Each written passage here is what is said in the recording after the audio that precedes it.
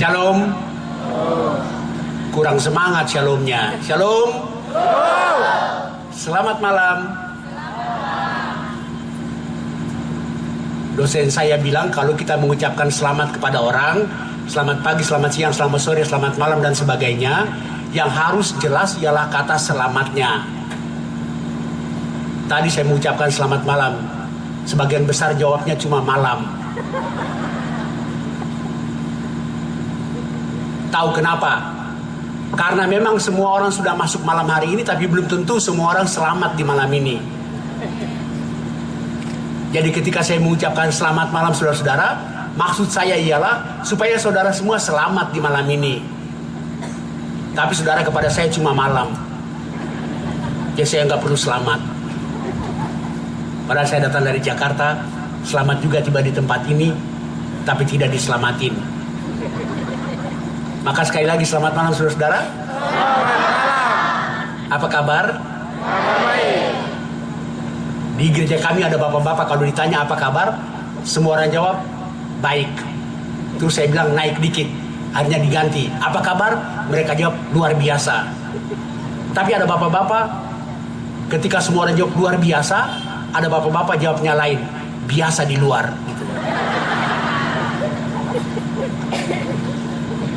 Itulah sebabnya di gereja kami sekarang kami ganti.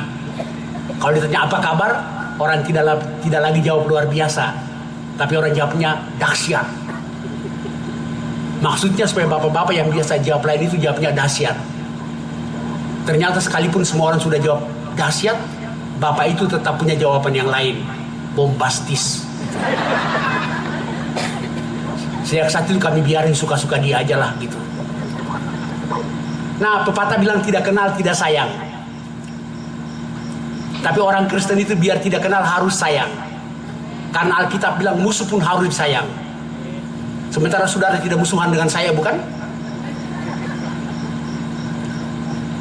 Saya sudah beberapa kali melayani di Kupang. Ketika saya masih staf PGI, saya melayani berkali-kali. Mewakili dalam lingkungan Gemit. Baru sekali saya melayani di luar lingkungan Gemit. Nama saya Rap-Rap. Rap-Rap itu marga saya. Fam. Cuma 3 huruf. Banyak orang suka salah tulis. Rap-Rap dipotong jadi 2, dipisah. Rap-Rap. Kalau dibaca dengan keras, Rap-Rap. Padahal Rap-Rap dalam bahasa Batak artinya sikat sampai habis. Padahal nama saya Rap-Rap itu, ini tulisannya benar, ditulis saat sambung, dibaca lembut, Rap-Rap gitu. Tapi masih lumayan, saya pernah menerima sebuah surat kepada yang terhormat pendeta Rap pangkat 2 gitu.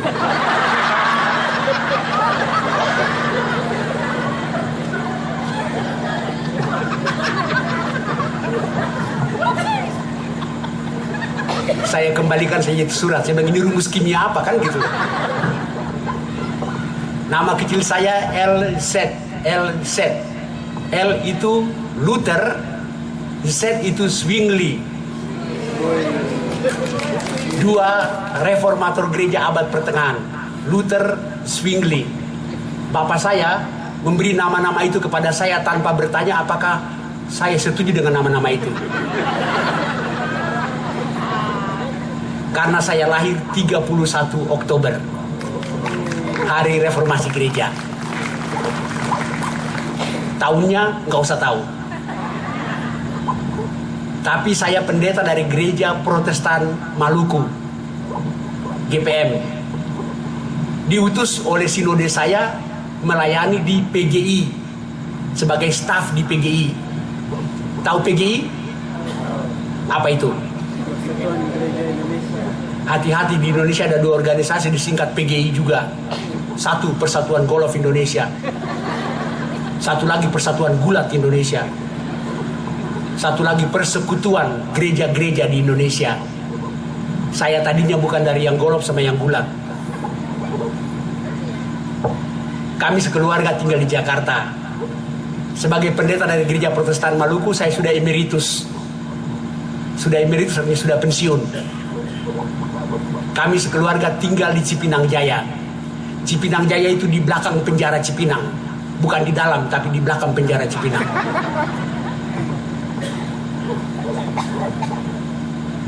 Nah, kita bilang malam ini kebaktian penyegaran iman. Saya mau nanya dulu, apa sih kebaktian penyegaran iman itu? Kalau ini namanya kebaktian penyegaran iman, berarti malam ini saja kebaktian seperti ini baru iman saudara segar, iya enggak? Jadi hanya kebaktian seperti iman saudara segar. Hari Minggu segar enggak? Sebenarnya yang menyegarkan itu adalah firman Allah dan Roh Kudus. Ketika firman Allah diberitakan, Roh Kudus bekerja, Anda segar. Karena itu kebaktian hari Minggu juga penyegaran iman. Di mana ada firman Allah diberitakan dan Roh Kudus bekerja, sehingga firman Allah itu operasional, Anda segar.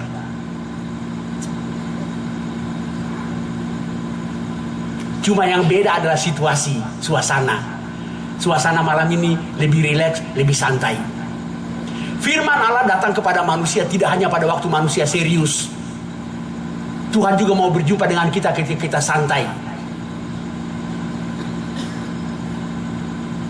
Saya tidak tahu di GKIN ini ya.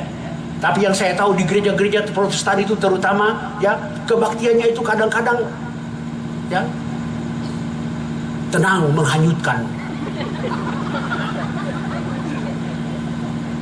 Ngerti nggak ngerti, mengangguk. Saya kalau berkhotbah, saya selalu memperhatikan caranya umat mengangguk. Dan seumur-umur jadi pendeta, saya hanya menemukan dua macam anggukan. Kalau saya berkhotbah di mimbar, saya cuma melihat dua macam anggukan. Anggukan pertama turun naik sama mantapnya. Itu semangat saya bertambah. Anggukan kedua itu turunnya pelan-pelan, naiknya kaget gitu.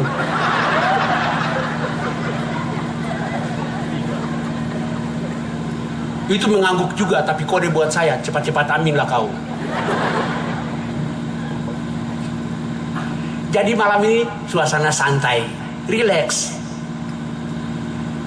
Jadi sebenarnya di mana Roh Kudus, di mana firman Allah diberitakan dan Roh Kudus bekerja, kita segar. Karena yang menyegarkan bukan pengkhotbahnya. Yang menyegarkan bukan paduan suaranya, bukan. Mereka cuma sarana. Tapi yang menyegarkanlah Roh Kudus. Seringkali kalau orang ngantuk di gereja, yang disalahkan itu pendeta. Saya pernah tidak berkhotbah. Saya duduk di belakang. Di gereja kami di Jakarta itu banyak sekali ibu-ibu orang Manado. Saya tidak berkhotbah, jadi saya duduk di belakang. Satu baris kursi di depan saya itu ibu-ibu orang Manado semua. Kebetulan pendeta yang berkhotbah itu khotbahnya tidak berapi-api. Kalau tidak berapi-api apa yo? Berair-air, betul. Jadi begitu pendetanya mulai berkhotbah, ada ibu-ibu Manado satu ngantuk, dicolek sama temannya. Hei, kiapa ngana ngantuk? Yang ngantuk bilang begini, habis pendetanya bikin ngantuk. Biar bukan saya yang berkhotbah, tapi saya tersinggung. Yang ngantuk dia, kenapa yang salah pendeta? Emangnya matamu pendeta yang urus? Ayo. Saya mau katakan satu hal. Menjadi pembicara yang baik tidak gampang. Tapi jangan lupa, menjadi pendengar yang baik juga tidak gampang. Berbicara dengan baik susah, tapi mendengar dengan baik juga butuh Roh Kudus. Jangan saudara pikir hanya ketika kami berkhotbah kami butuh Roh Kudus. Anda juga ketika mendengar Anda butuh Roh Kudus. Tanpa Roh Kudus, sebagus-bagusnya sebuah khotbah, Anda tulang kosong. Karena itu sekali lagi, yang menyegarkan bukanlah manusia, firman Allah dan Roh Kudus. Di banyak gereja, kalau begitu pintu terbuka, lalu pendetanya masuk, dan kalau pendetanya sudah terkenal khotbahnya bagus, jemaat saling colek, bapak ini bagus gitu. Tapi kalau coba yang masuk itu pendeta yang khotbahnya tidak bagus, berapi-api, jemaat saling colek juga tapi komentarnya lain. Dia lagi gitu.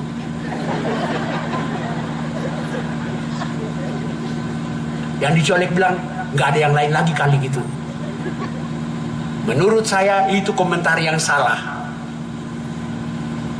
Ingat, tidak semua hamba Tuhan punya talenta untuk berbicara dengan cara yang komunikatif. Harusnya ketika hamba Tuhan itu masuk dan Anda pernah dengar dia berkhotbah, khotbahnya mungkin tidak berapi-api, Anda mesti berdoa, Tuhan tolong saya oleh Roh Kudus supaya saya mendengar dengan lebih baik lagi. Bukan dia lagi.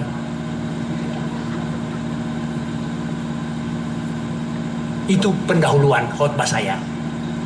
Jangan heran, pendahuluan aja udah panjang gini apalagi isinya gitu. Nah, tema kita malam ini adalah orang Kristen dan tantangan zaman. Saya mengajak kita, sebelum saya bicara mengenai tantangan zaman, saya mau bicara mengenai bagaimana orang Kristen ada di tengah-tengah zaman yang berubah. Bagaimana orang Kristen ada di dunia ini. Apa posisi orang Kristen di dunia ini? Mari kita buka Injil Yohanes pasal 17. Injil Yohanes pasal 17. Yang bawa kitab suci, buka kitab suci. Yang bawa HP suci, buka HP suci. Sekarang ini kan tidak hanya ada kitab suci kan? Sekarang ada HP suci juga gitu.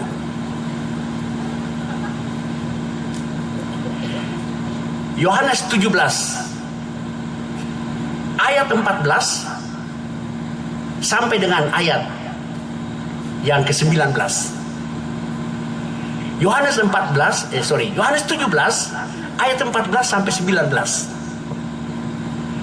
Yohanes 17 ini adalah doa Tuhan Yesus kepada murid-muridnya sebelum dia ditangkap, diadili, disalibkan, mati, bangkit, naik ke surga. Jadi Yohanes 17 ini adalah doa perpisahan Tuhan Yesus dengan murid-muridnya. Dalam Yohanes 17 ini Tuhan Yesus mendoakan murid-muridnya yang sebentar lagi dia tinggalkan di dalam dunia ini. Mari kita simak beberapa bagian dari doa Tuhan Yesus itu. Ayat 14 sampai 19. Aku telah memberikan firman-Mu kepada mereka dan dunia membenci mereka karena mereka bukan dari dunia. Sama seperti aku bukan dari dunia.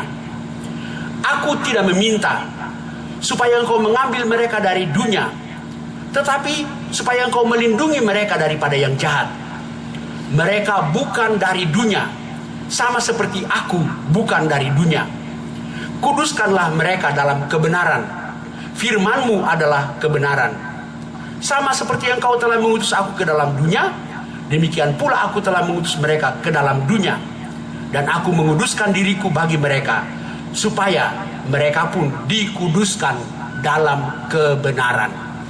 Menurut doa Tuhan Yesus ini, murid-murid itu ada di dunia, tapi bukan dari dunia.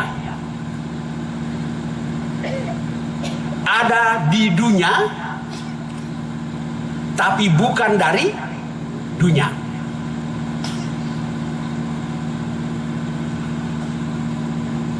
Kalau bahasa kerennya itu in the world but not of the world. Pakai bahasa Inggris biar berbobot sedikit khotbah ini gitu. Waktu saya baru jadi pendeta, senior saya kasih nasihat begini, para-para kalau khotbah selip-selipin bahasa asing. Saya tanya kenapa? Dia bilang kalau khotbah ada bahasa asing itu tanda bahwa khotbah itu berbobot. Makin banyak bahasa asing sehingga makin tidak dimengerti, makin berbobot khotbah itu gitu.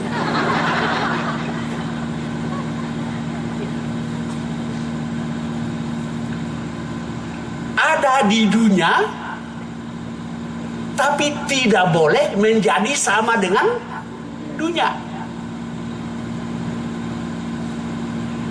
Orang Kristen ada di dunia, dan dunia ini berkembang mengikuti zaman kan? Dan zaman berubah dengan pesat. Lalu orang Kristen itu katanya ada di dunia, tapi tidak boleh menjadi sama dengan dunia. Ayo, gimana itu? Ayo.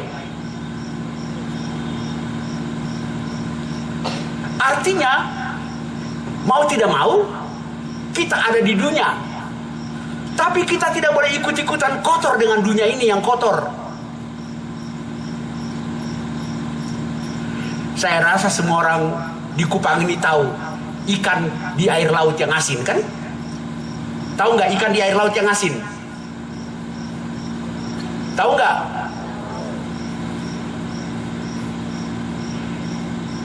Dunia ikan itu ya air laut yang asin. Tapi apakah dagingnya jadi asin? Ayo. Ikan itu hidupnya di air laut yang asin. Dia mandi di situ kalau memang ikan mandi, kan? Dia makan di situ, tidur di situ, pacaran di situ, kawin di situ.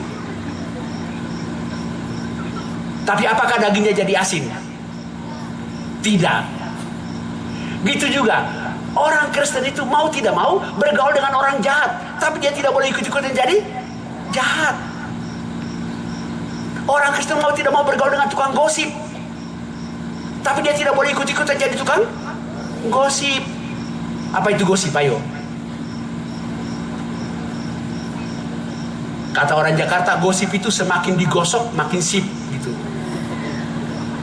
Tahu nggak? Tukang gosip itu punya password.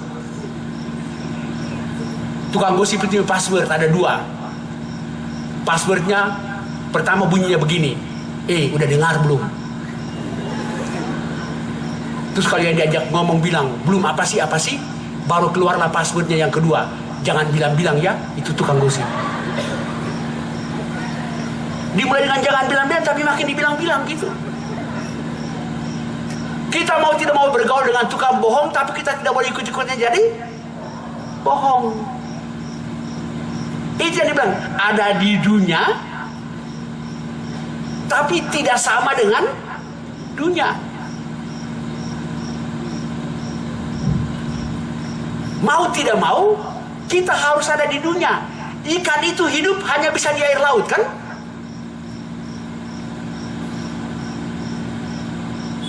Walaupun dia hidup di air laut yang asin, tapi dagingnya tidak jadi asin.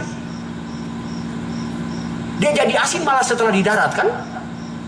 Ikan asin itu kan dibikin di darat. Dia mati. Begitu juga kita. Ada di dunia ini, tapi tidak boleh menjadi sama dengan dunia. Nah, yang membuat kita tidak sama dengan dunia apa? Saya kalau berkhotbah, saya selalu pakai metode tanya jawab ya.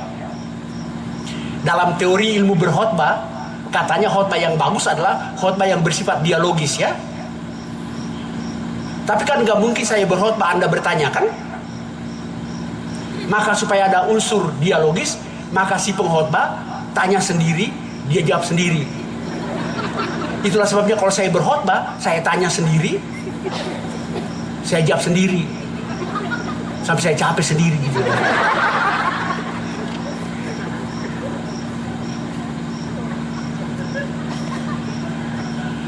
Supaya kita tidak menjadi sama dengan dunia ini, apa yang membuat kita beda dari dunia? Simak jawabannya tadi kan, dalam Yohanes 17 tadi. Ya. Mereka, ayat 16, mereka bukan dari dunia, sama seperti aku bukan dari dunia. Kuduskanlah mereka dalam kebenaran. Firman-Mu adalah kebenaran. Jadi satu-satunya cara agar kita ada di dunia tapi tidak menjadi sama dengan dunia ialah apa? Masa bisa jawab sendiri? Firman. Firmanlah yang membuat kita beda dari dunia. Oleh karena itu, nomor 1, bagaimana kita menghadapi tantangan zaman? Satu, tetaplah pada firman. Maka saya mau tanya, hai orang-orang yang hadir malam ini, di antara saudara yang sekarang ini hadir, siapa sudah tamat baca Alkitab? Ayo. Siapa sudah tamat baca Alkitab? Mama Lada pasti sudah. Nggak ada. Di gereja kami ada anak muda ini malas. Waktu saya mimpin kebaktian pemuda, dia hadir. Saya tanya, di antara kalian anak-anak muda, siapa sudah tamat baca Alkitab? Anak-anak muda yang rajin gak ada yang angkat tangan.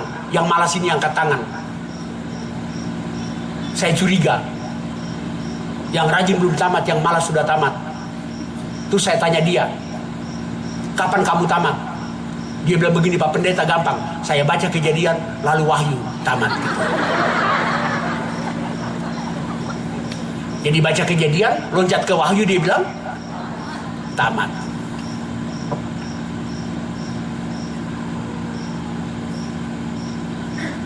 Saya pernah mewakili PGI hadir di sidang raya Dewan Gereja Sedunia di Jenewa.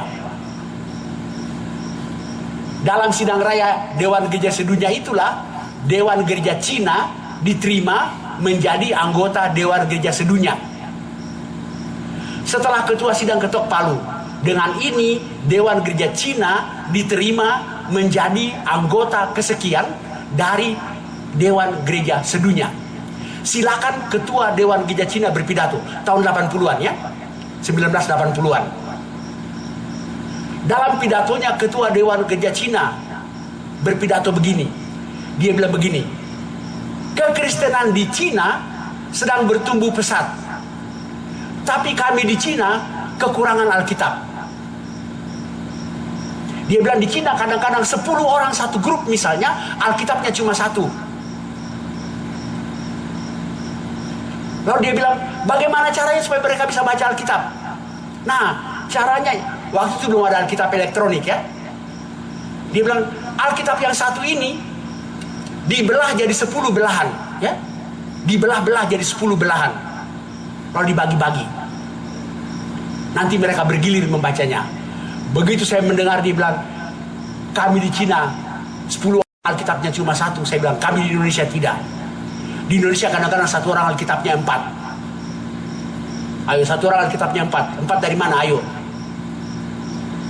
Beli sendiri satu. Waktu CD nikah satu. Waktu CD satu kan? Waktu nikah satu. Satu lagi? Orang punya ketinggalan gereja bawa pulang. Ayo.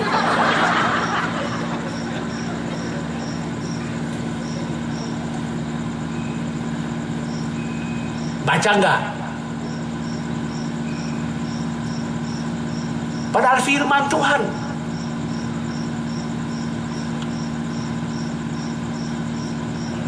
Orang yang rajin baca firman aja belum tentu bisa melaksanakannya.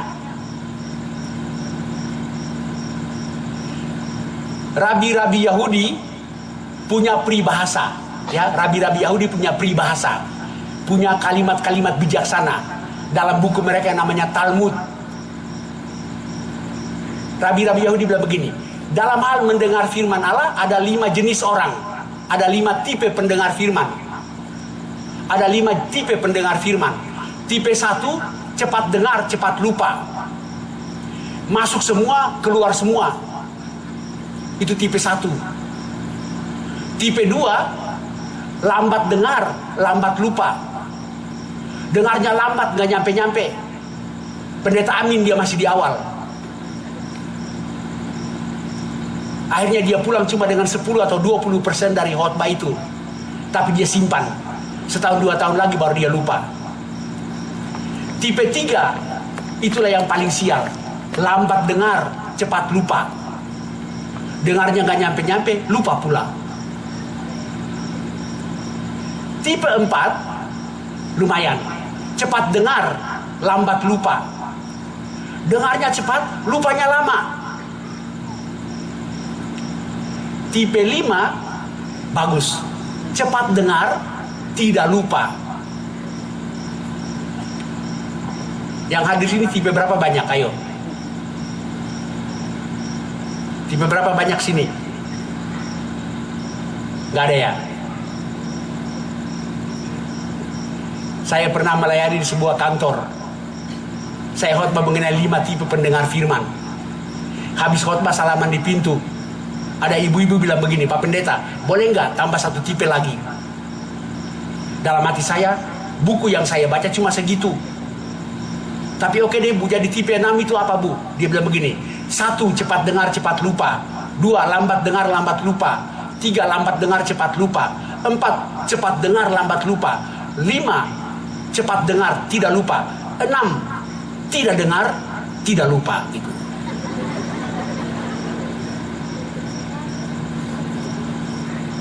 Nah, jadi kunci untuk kita menghadapi tantangan zaman adalah firman Allah. Hanya firman Allah lah yang membuat kita dapat menghadapi tantangan zaman. Oleh karena itu, kalau Tuhan berkata bahwa kita ada di dunia tapi bukan dari dunia, maka apa yang mungkin terjadi? Bagaimana kita menghadapi zaman ini? Ada beberapa kemungkinan.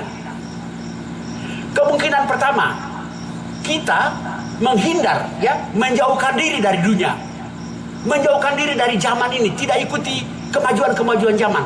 Kita tersingkir dari zaman. Itu dalam tipenya disebut escapisme,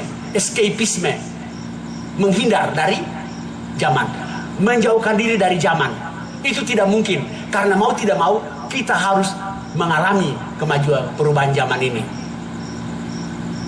Tapi yang kedua adalah kemungkinan yang terjadi adalah kita menjadi larut ikut zaman. Orang Kristen itu bisa hanyut mengikuti zaman ini. Jadi kemungkinan pertama, dia menghindarkan diri dari tantangan zaman. Dia masuk biara atau dia mengasingkan diri. Dan itu tidak mungkin. Yang mungkin terjadi adalah bisa terjadi bahwa orang Kristen itu hanyut, lebur di dalam perkembangan zaman. Kemungkinan ketiga adalah hidup semacam binatang amfibi. Tahu binatang amfibi? Kodok.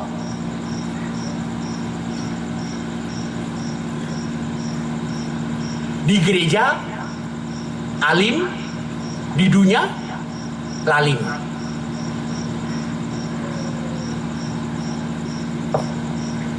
Ngerti nggak sih? Kayak bengong-bengong orang-orang ini semua gitu.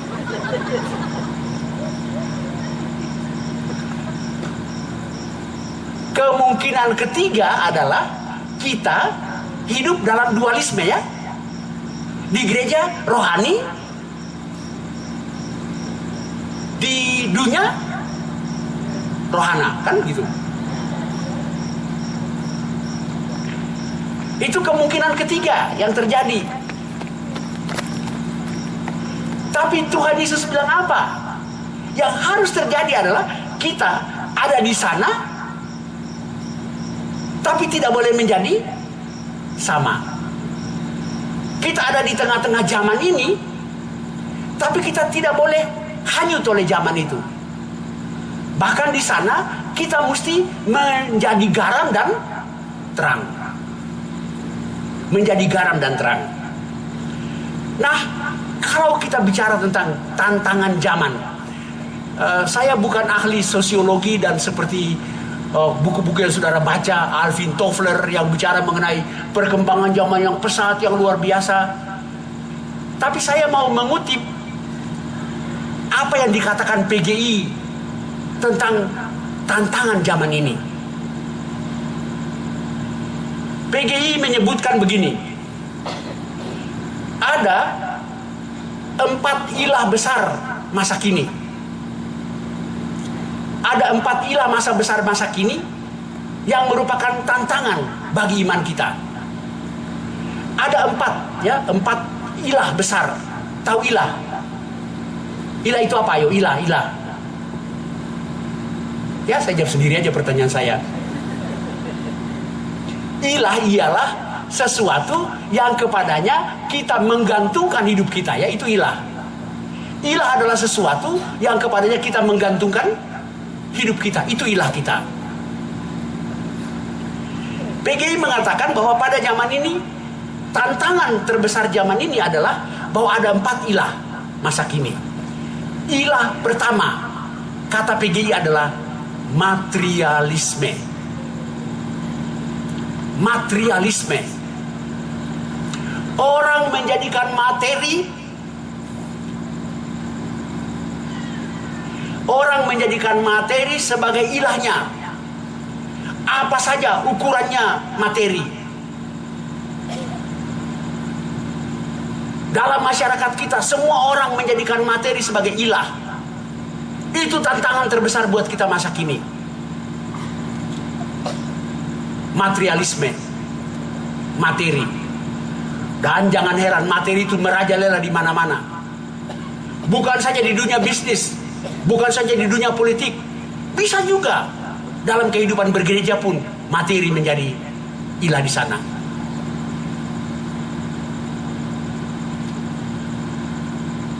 Saya nggak tahu di sini, tapi pengalaman di gereja kami di Jakarta, kalau sinode mau mutasi pendeta ya, sinode kalau mau mutasi pendeta kadang-kadang repot ya. Kalau pendeta dimutasi dari jemaat basah, mutasi ke jemaat kering, itu selalu banyak alasan loh. Dia tidak mau mutasi dari jemaat basah tanda petik ke jemaat kering ya. Dia maunya sih dari jemaat basah ke basah kuyup ya gitu. Jangan-jangan itu juga pengaruh dari ilah materialisme kan? Waspadalah terhadap ilah materialisme ini. Ilah kedua, kata PGI adalah hedonisme. Hedonisme. Hedon. Hedon itu bahasa Yunani artinya enak. Gaya hidup yang menjadikan segala sesuatu itu enak. Tujuannya adalah hidup enak. Itu gaya hidup hedonisme. Orang sekarang mengejar kenikmatan. Yang dia cari cuma hidup enak. Tidak peduli caranya. Hedonisme. H-E-D-O-N. Hedon. Hedonistik. Gaya hidup yang menjadikan kesenangan itu tujuan utama. Dan tidak peduli caranya. Itulah sebabnya mengapa orang mengejar kesenangan. Sampai-sampai kepada kebebasan seksual, yang penting enak.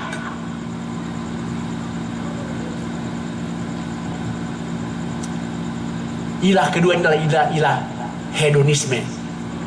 Dan ilah hedonisme ini tahu gak? Sangat dipicu, sangat dipacu oleh apa yang kita sebut teknologi. Teknologi sekarang ini membuat semuanya serba enak. Ya kan?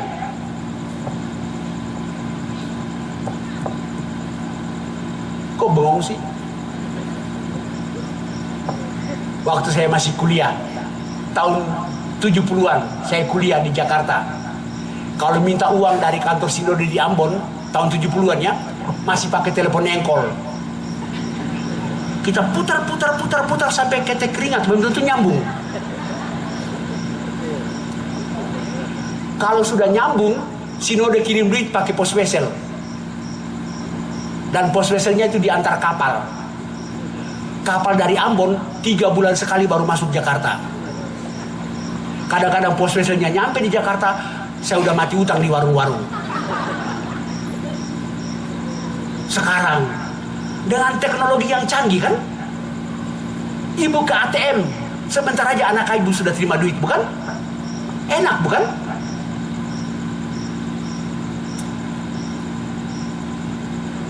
Dulu ibu giling cabai pakai cobek kan, sampai kadang-kadang keringat campur itu cabai.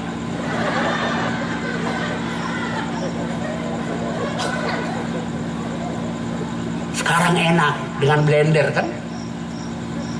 Enak. Belum lagi kita bicara mengenai teknologi komunikasi yang makin hari makin canggih.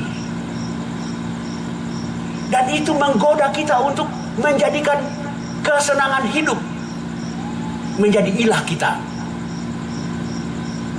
Itu ilah kedua, kata PGI, hedonisme. Itu ciri zaman ini, hedonistik. Materialistik, hedonistik. Ilah ketiga, kata PGI, adalah individualisme. Dalam tantangan zaman ini, orang makin hari makin individualistik. Orang Jakarta bilang, lo, gue kan, lo, gue, and, gitu.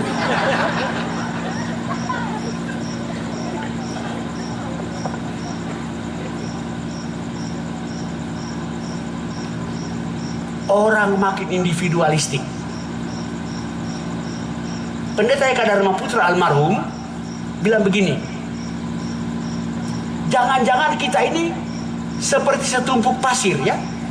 Anda pernah lihat setumpuk pasir? Kelihatannya ngumpul jadi satu kan? Tapi begitu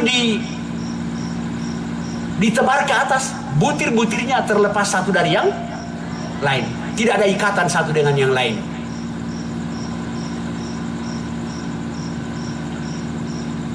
Individualistik. Dan individualisme ini juga, saudara tahu, makin dipicu oleh teknologi. Saya pernah diajak makan oleh jemaat, makan-makan di sebuah restoran. Sementara kami makan, kami ngobrol, di meja sebelah sini ada satu keluarga juga makan sama-sama.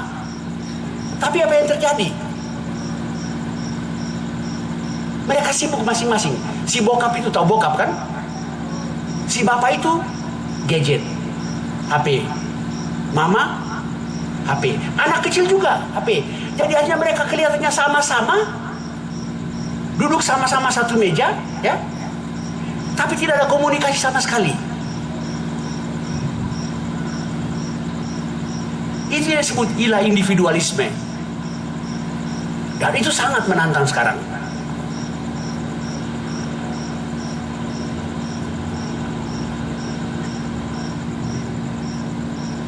Kok kayak bengong-bengong sih?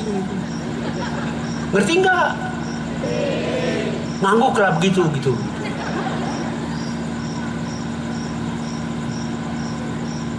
Jadi ilah zaman ini atau tantangan besar zaman ini adalah secara gerejawi, secara rohani, satu adalah materialisme, dua hedonisme, tiga individualisme.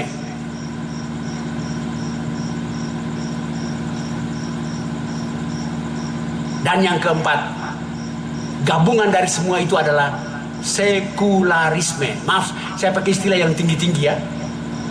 Sebab khotbah ini mesti berbobot, makanya saya mesti pakai istilah yang tinggi-tinggi gitu. Sekularisme. Sederhananya sekularisme begitu. Sederhananya sekularisme itu begini. Orang makin hari makin hanya berpikir yang duniawi, ya. Tidak lagi berpikir tentang hal-hal yang rohani. Apa saja, orang makin hari makin menduniawi. Gaya hidupnya makin hari duniawi. Dia makin hari tidak lagi melihat segala sesuatu dari sudut ilahi. Itu yang disebut sekularisme. Orang makin sekuler, orang makin menduniawi. Itulah empat ilah. Kalau istilah PGI, ilah masa kini. Sekarang saya tanya, empat ilah ini ada di Kupang nggak? Ada nggak? Ada. Sekarang saya tanya, walaupun saya jawab sendiri. Materi itu dosa enggak? Materi itu dosa enggak? Tidak, betul. Materi bukan dosa. Tapi ketika Anda menjadikan materi ilah Anda, kan? Disitulah dosanya. Hidup enak itu dosa enggak? Enggak, betul. Materi bukan dosa, kan? Tapi ingat, firman Allah bilang apa? Manusia hidup bukan dari roti saja. Artinya manusia tidak hidup dari materi saja. Kedua, hidup enak itu dosa enggak? Tidak. Tapi yang penting adalah hidup enak. Caranya gimana? Ayo. Kalau Alkitab bilang apa? Keringat dulu baru makan, kan? Kalau mau enak, keringat dulu. Kan kutuk manusia kan begitu. Keringat dulu baru makan. Zaman sekarang orang tidak mau keringat dulu baru makan. Maunya keringat waktu makan.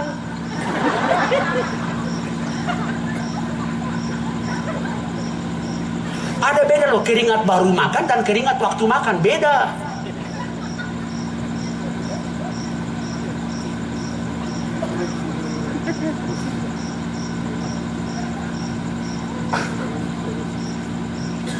Mementingkan diri sendiri itu dosa enggak? Enggak. Hukum kasih bilang apa? Kasihilah sesamamu manusia seperti dirimu sendiri. Jadi mengasihi diri juga enggak salah.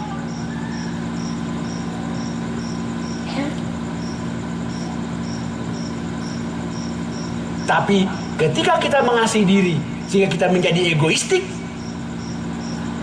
disitulah dosanya. Dunia ini ciptaan Tuhan bukan? Ciptaan Tuhan. Berarti dunia ini juga kita mesti kasihi. Tapi jangan sampai kita terpaku pada dunia ini dan melupakan Tuhan. Jadi kalau dikatakan bagaimana tantangan yang dihadapi oleh orang Kristen pada zaman ini, saya tidak membahasnya dari segi teknologi, ekonomi. Itu pertama, saya bukan pakarnya. Tapi yang saya mau katakan sekarang adalah dari segi hakikat tantangan yang kita hadapi, yang saya kutip dari PGI, itulah 4 tantangan besar masa kini ya. Tantangan yang pertama adalah satu kali lagi apa? Materialisme. 2, hedonisme. 3, individualisme. 4, sekularisme. Bagaimana kita menghadapinya?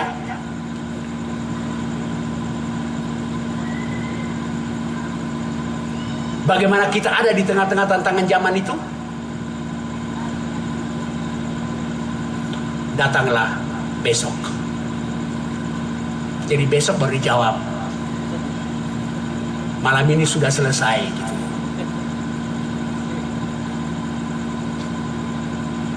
Ya udah.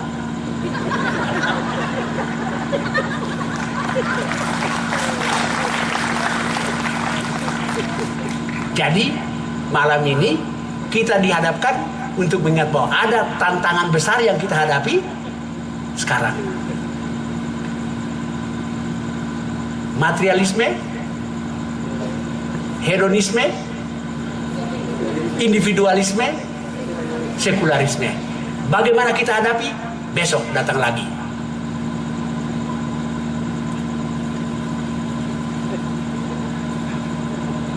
Udah selesai gitu.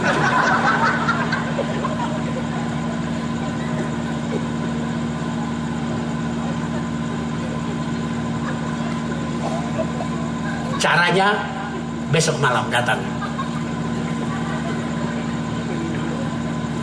Jadi saya mau resume, saya mau mengikhtisarkan apa yang saya katakan dari tadi sampai sekarang, sampai mulut saya udah berbusa gitu.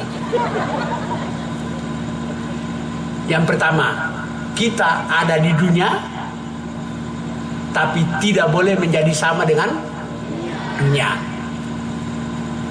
Kita juga tidak bisa tidak ada di dunia, kan harus ada di dunia. Kita tidak bisa tidak ada di dunia, tapi kita juga tidak boleh menjadi sama dengan dunia. Nah, supaya kita tidak sama dengan dunia, walaupun ada di dunia, yang membuat kita adalah firman Allah. Dengan firman Allah itulah kita menghadapi zaman sekarang ini. Dan zaman sekarang ini yang berkembang dengan pesat. Kalau Alvin Toffler mengatakan future shock, ya, itu apa? Shock masa depan.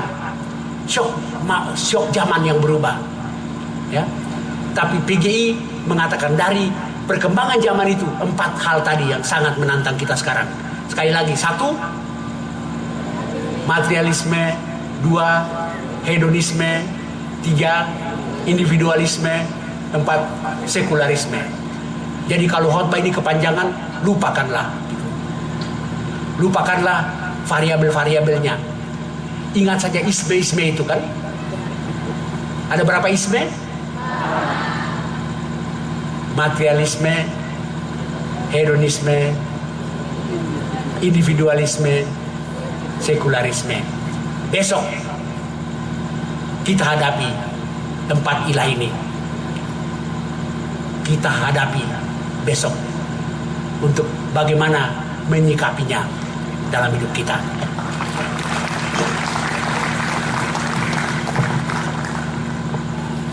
Kita berdoa.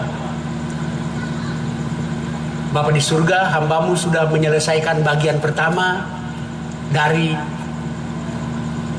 ibadah pemberitaan firman penyegaran iman malam ini. Semua penjelasan keterangan sudah hambamu sampaikan dalam keterbatasan manusia.